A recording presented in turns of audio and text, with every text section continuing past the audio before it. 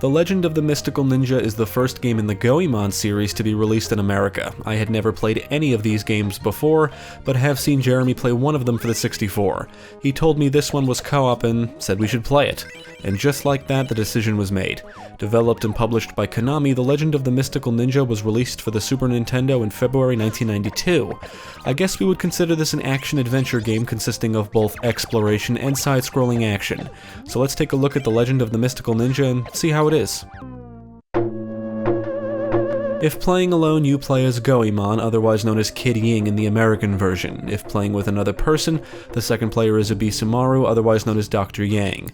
After fending off the ghosts terrorizing their hometown, they discover that Princess Yuki has been captured, and they set out to rescue her, and that's really all there is in terms of plot.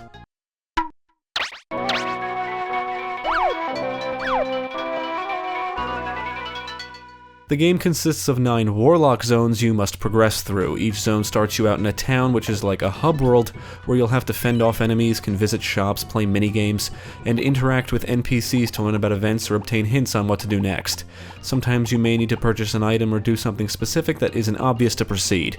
After figuring out where to go, you'll proceed through a side-scrolling section where you work your way to a boss. After defeating the boss, you progress to the next zone. Both characters can move left and right, jump, and in towns they can navigate up and down. They can smack enemies with their melee weapons or throw their ranged weapons, and each throw does cost money. Defeated enemies will drop money, lucky cats, or scrolls. Be careful not to hit any women as they result in a loss of money. The money can be spent at shops to play minigames like a level from Gradius, air hockey, dice games, a breakout clone, and others that don't affect progression. The money can also be spent at shops on weapons and armor, or items needed to progress, which are usually ridiculously expensive. You may have to farm for money quite a few times to afford the items you need, and that can be a bit tedious, especially if you suck at the game, because it gets pretty hard. Lucky Cats upgrade your character's melee weapon. If you take damage, you lose an upgrade. Some of the equipment you can buy can make your life easier, like sandals, which make you move faster, but if you take damage, you'll lose them. Collecting 10 scrolls grants you a power, and powers are used to activate the jutsu moves. You have to pay to learn one of the jutsu moves, and you can only use them within the zone you buy them, which really sucks. However, they can be very helpful, like letting you ride creatures which ram into enemies and walk on hazards, and there's one that lets you fly. Mystical Ninja is a difficult game and will require a lot of memorization to complete. However, some aspects are just frustrating.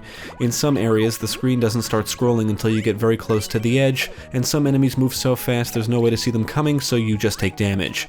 Enemies can fill the screen in towns, running in from every direction, some jump around, and some fire projectiles, so you literally need to have the reaction time of a mystical ninja. The side-scrolling sections consist of platforming, and the level design is pretty good overall. There are hazards to avoid, like gaps, boulders, and spikes, among others, and you can acquire elephants, which act as checkpoints. If you manage to save enough money, it may be a good idea to stock up on armor, extra lives, and food for health.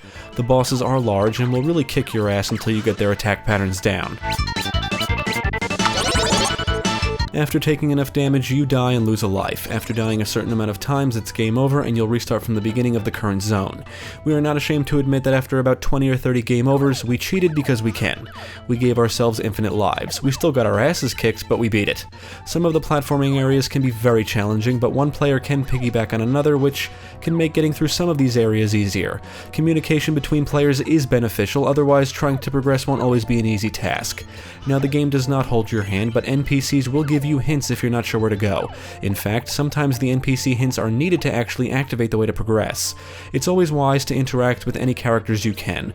With that said, the formula never changes. You'll always have to explore the town, figure out what to do, find the entrance to the side-scrolling area, get through it, defeat the boss, rinse and repeat.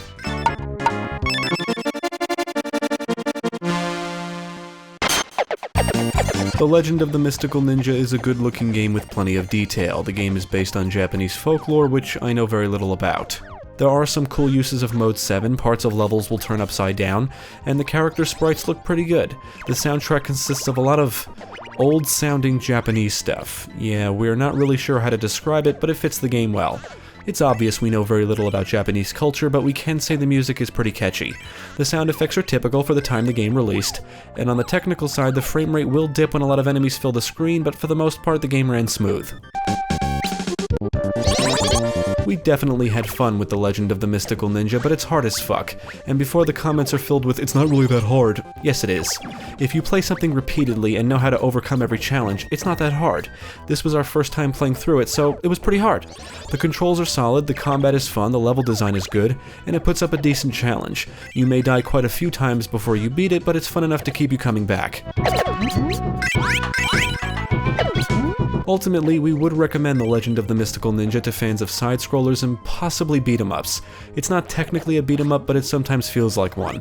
It's got plenty of action, there's exploration, it will kick your ass, and if you enjoy feudal Japanese folklore, there's no reason not to check this out.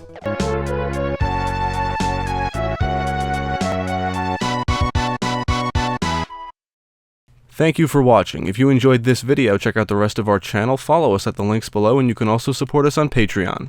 If you're interested in more gaming content, check out our friends over at GameCast.